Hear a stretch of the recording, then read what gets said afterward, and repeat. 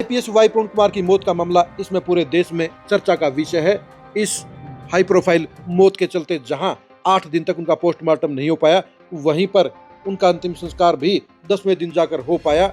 Y पूर्ण कुमार की पत्नी आईएएस अमृत कुमार इस मामले में बड़े अधिकारियों के खिलाफ कार्रवाई की मांग कर रही थी और उनको सेटिस्फाई करने के लिए जहां डीजीपी कपूर को छुट्टी पर भेजा गया, वहीं रोहतक के एसपी को भी पद से हटा दिया गया। इसके बाद ही परिवार पोस्टमार्टम के लिए राजी हुआ, उसके बाद ही उनका अंतिम संस्कार हो पाया। लेकिन 9 दिन के इस टेंशन के माहौल ने कहीं न कहीं सरकार और अमृत कुमार के बीच में टसल पैदा कर दी है, खिंचातानी पैदा कर दी है और रिश्तों को बिगाड़ने का काम कर दिया है। और यही वजह है कि अब अमृत कुमार के लिए जी का जंजाल बनता हुआ नजर आ रहा है। नमस्कार, मैं हूं कुलदीप सिन्हा। आज हम खरी न्यूज में चर्चा करेंगे अमृत कुमार के सामने खड़ी हो रही चुनौतियों की, अमृत कुमार के लिए पैदा हो रही परेशानियों की, अमृत कुमार के लिए पैदा हो रही नई चुनौतियों की।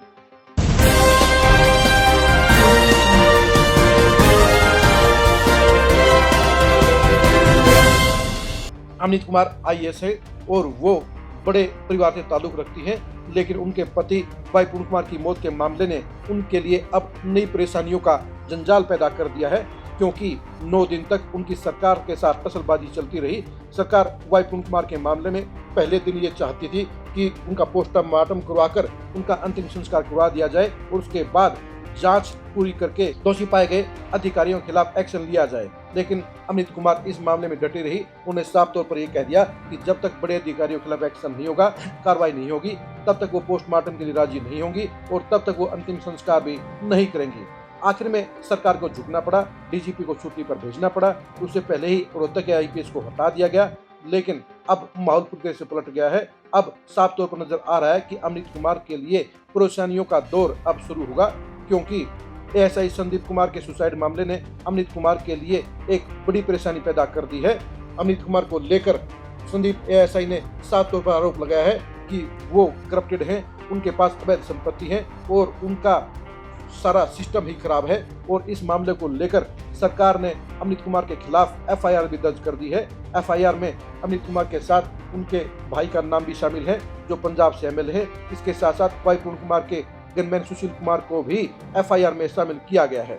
अब सवाल ये उठता है कि इस एफआईआर का अंजाम क्या होगा। ये जग जाहिर है कि 9 दिन तक सरकार और अमृत कुमार के बीच में खिंचातानी चलती रही। सरकार जहां इस मामले को जल्दी से जल्दी खत्म करना चाहती थी, वहीं अमृत कुमार अपनी पति की शिकायत में दर्ज अधिकारियों के खिलाफ कार्रवाई करना चाहती थी।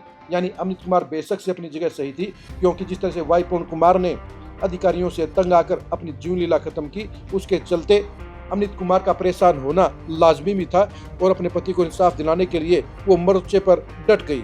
लेकिन उनकी ये मोर्चेबंदी सरकार को पसंद नहीं आई, सरकार को रास नहीं आई और यही वजह है कि अब अमृत कुमार के लिए अब समस्याओं का पिटारा खुलता हुआ नजर आ रहा है। क्योंकि एएसआई संदीप लाठर की मौत के मामले में जो एफआईआर दर्ज हुई है, उसमें सबसे ज्यादा टारगेट पर अगर कोई है तो वो अमृत कुमार हैं, क्योंकि अमृत कुमार इसमें वर्किंग आईएएस हैं और ऐसे में उनके खिलाफ जांच का दायरा, जांच की शक्ति उनके लिए भारी सिरदर्दी पैदा करेगी, भारी परेशानी खड़ी करने का काम करेगी। क्योंकि अमृत कुमार को लेकर एएसआई संदीप ने जो दावे किए हैं, अगर वो सच साबित होते हैं तो फिर अमृत कुमार के लिए बड़ी परेशानी खड़ी हो जाएगी।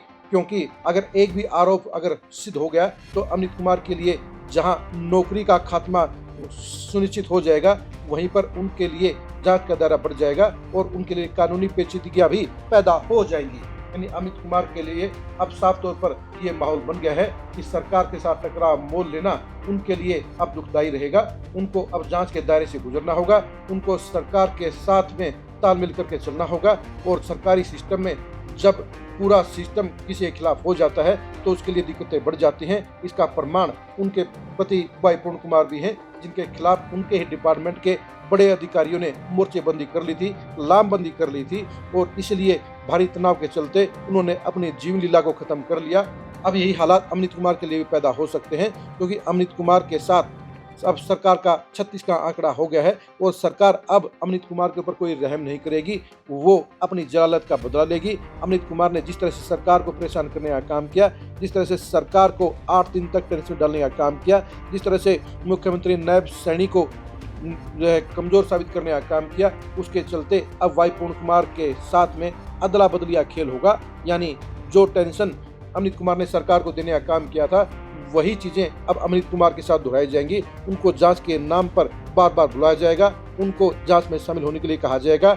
एएसआई संदीप के आरोपों को लेकर उनसे पूछताछ की जाएगी, यानी उनके खिलाफ अब घेराबंदी हो गई है और अमृत कुमार के लिए ये अब जी का जंजाल बन जाएगा, क्योंकि उनके लिए सरकार से टक्कर लेना आसान नहीं होगा, क्योंकि जब पूरा सिस्टम ही उनके खिलाफ होगा तो ऐसे में उनको अपने बचाव के लिए सीमित रास्ते मिलेंगे और इन सीमित रास्तों में उनको पूरी दिलेरी के साथ खड़ा होना होगा। उन्हें अपने आप को बचाने के लिए पूरी ताकत से जूझना होगा। अगर संदीप लाठर के एक भी आरोप में सच्चाई पाई गई तो फिर अमृत कुमार के लिए भारी समस्या पैदा हो जाएगी। आप एएसआई संदीप के अमृत कुमार को लेकर लगाए गए आरोपों के बारे में क्या सोचते हैं, कमेंट करके जरूर बताइए। वाई पूर्ण कुमार और अमृत कुमार को लेकर एएसआई संदीप लाठर ने जो आरोप लगाए हैं, जो वीडियो में बातें कही हैं, उनसे आप कितना सहमत हैं, कमेंट करके जरूर बताइए। क्या अमृत कुमार का 9 दिन तक सरकार से पंगा लेना उनके लिए अब भारी सदरी पैदा नहीं करेगा? इसके बारे में अपनी राय दीजिए। आप अमृत कुमार से जुड़ी खबरों को जानने के लिए लगातार खरी न्यूज़ के साथ बने रहिए। आप हमारे फेसबुक पेज को फॉलो कीजिए, आप हमारे यूट्यूब चैनल को सब्सक्राइब कीजिए। नमस्कार।